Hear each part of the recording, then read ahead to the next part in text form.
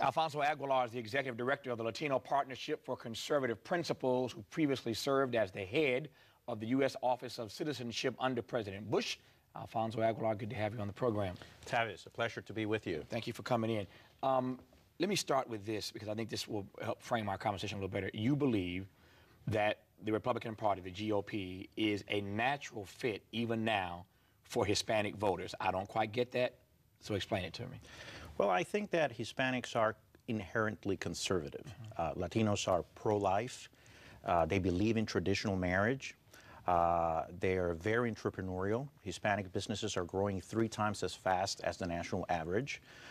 So Ronald Reagan used to say, Latinos are conservative. They just don't know it. I think the Republican Party has done an awful job in reaching out to Latinos. So they have these values, but they vote for the Democratic Party. And they vote for the Democratic Party because historically Democrats have reached out to Latinos. They think of John F. Kennedy. They think of Bobby Kennedy campaigning and doing work with Cesar Chavez. So traditionally, they feel comfortable with the Democratic Party. But there's a divide. There's a gap there between their values and the Democratic Party. They just don't know it. So what we need to do is reach out to them, explain that they would feel more comfortable with our party. Obviously, that takes, what we have to do is also reach out to the Republican Party and to the conservative establishment and educate them about the values and aspirations of Latinos so they understand that they're not liberal, but actually very conservative. So here's what I don't get, respectfully. The Republican Party could sell all day long. They could focus millions of dollars on a campaign to reach out to Hispanic voters.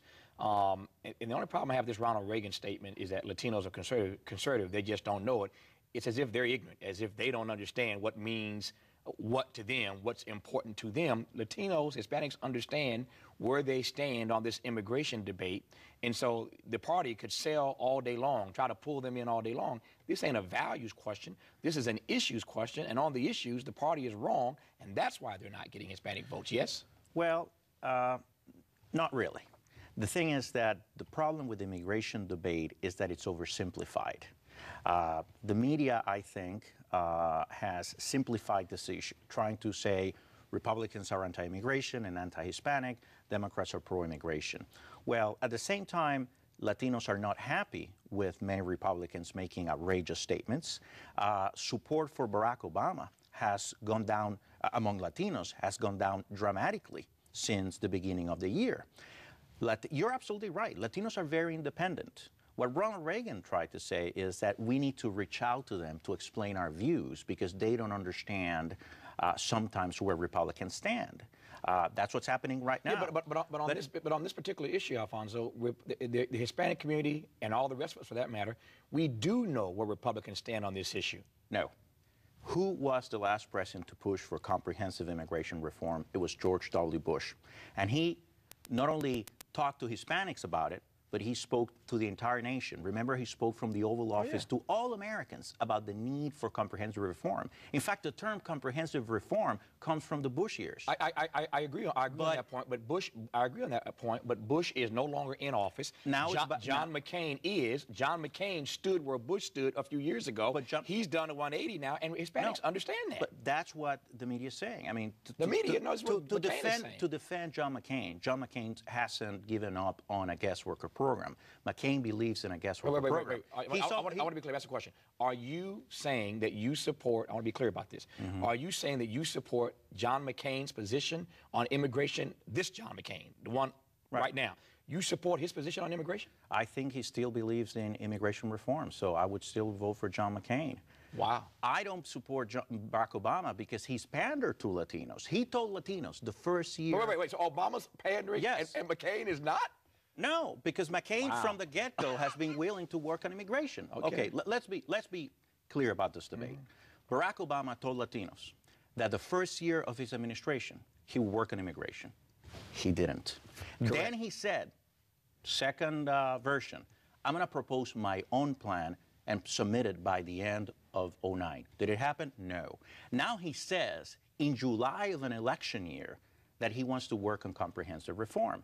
That's adding insult to injury. This might surprise. Latinos are angry. But second, and this is very important, and that's the problem we're having in this debate that is not substantive, he hasn't outlined what the principles of reform are. George Bush said clearly, we need to strengthen border security, but we also need a guest worker program. Barack Obama is only saying we need employer sanctions and legalization. That's not comprehensive reform. But you need a guest worker program, and he's being controlled by the unions. But here's where the disconnect is, Alfonso. The disconnect, again, is you keep two things. One, you keep going back to Bush. Bush is no longer in office. Hold on. We have to deal with the Republicans who are in the Senate, who are going to manage this debate if and when it gets off the ground. Bush, pardon my English, ain't got nothing to do with that, number one. Number two, on President Obama, this might surprise you, I totally agree. Okay. A lot of people believe that Barack Obama has not been as aggressive as president on this issue as he promised he would be and as he should be. No argument there. Okay. But the disconnect is here. I can't believe you're sitting here telling me you support John McCain's view on this. I can't believe you're telling me that you support the view of some of these Tea Party actors and things they've had to say. I can't believe that you're telling me that. I haven't said that. Well, I can't believe that you're telling me, though, that a party that's talking now about repealing the 14th Amendment is worthy of being considered by the Hispanic community. I don't get that. Okay, let's put things in perspective. First of all, I think I agree with you. I'm speaking here as a conservative, not as a Republican. So my mention of Bush is to say that in our history, in our recent history, we've had Republicans that have supported immigration and have worked on immigration. Fair enough. Including John McCain. I would agree. The old John McCain. I would agree with you that currently the Republican Party has been hijacked by a small minority of restrictionists who control the immigration debate. Though, and there are some in the Tea Party. However, the Tea Party, I wouldn't say that the Tea Party stands against immigration reform because they don't have a position on immigration reform. But what I would say is that there's a small minority of Republicans that have hijacked this issue with support of anti-immigration groups. They don't represent the majority of Republican voters. Politico just issued a poll last week, showed that 50% of Republican voters support for immigration reform. In my conversations with members of Congress, with staffers in Capitol Hill, I hear Republicans saying, we want to work on immigration, we want to see immigration reform, but they're silent. They remain silent because of that small minority. They're afraid of them. They're afraid that if they say, I'm for immigration reform, they're going to be labeled, pro-amnesty. So why isn't your position, so I hear that point. So why isn't your position then that the Democrats are weak on the issue of immigration? Yeah, left side. Democrats are weak on immigration. Republicans are becoming cowards on the issue of immigration. I agree 100%, and that's what I've said publicly. I believe that Republicans have to stand up, show leadership, and go back to the principles of Reagan and say we're the party of opportunity, we're the party of the free market. We should reclaim this issue and promote immigration reform. So we're back to the beginning then. Until they do that, then why then do you still believe that they are a natural fit for Hispanics who obviously put this issue at the top of their agenda? I think they can be a natural fit. If we go back to the principles of Reagan, Hispanics would feel very comfortable with the conservative party. What I don't want is to oversimplify this issue or make generalizations about Latinos, saying that Democrats are the party of Latinos and the Republicans are against Latinos. I think Latinos are very independent, they're smart, and in this upcoming election, they should look at candidates. Recently Harry Reid said that he couldn't understand how a person of Hispanic heritage could be a Republican. Well, that's ridiculous. They're going to look in this election at candidates. We have, my organization, has Latino Partnership for Conservative Principles, has launched a $1 million campaign in California to encourage Latinos not to vote Republican or Democratic, to vote for their values. And we're encouraging them to vote for Carly Fiorina.